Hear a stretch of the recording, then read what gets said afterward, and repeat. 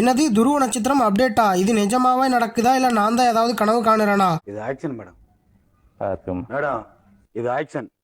ஆமாங்க, நம்ம கௌதம் மேனன் ஒரு வழியா மௌனம் கலைச்சிருக்காரு.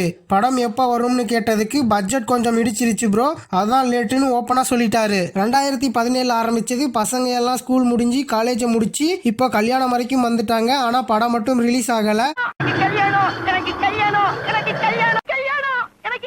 ஆனா மனுஷன் விடாப்பிடியா இருக்காருங்க. இந்த படத்துக்காக வேற எந்த படத்தையுமே டைரக்ட் பண்ணாம வெயிட் பண்ணிட்டு இருக்காரு. ரொம்ப தூரம் போயிட்டேன், ஃபுல்லா முடிச்சிட்டு தான் திரும்பி வர முடியும். இப்ப எல்லாம் சரியாயிடுச்சு. அடுத்த 2 வாரத்துல ரிலீஸ் டேட் வரும்னு சொல்லியிருக்காரு. யோசிச்சு பாருங்க, 2 வாரம் கழிச்சு ஒரு டேட் வரும். அப்புறம் அந்த டேட்ல படம் வருமானு இன்னும் 2 வாரம் வெயிட் பண்ணி பார்ப்போம். இதுதான் ப்ரோ நம்ம வாழ்க்கை. என்ன கொடுமை சரவணது.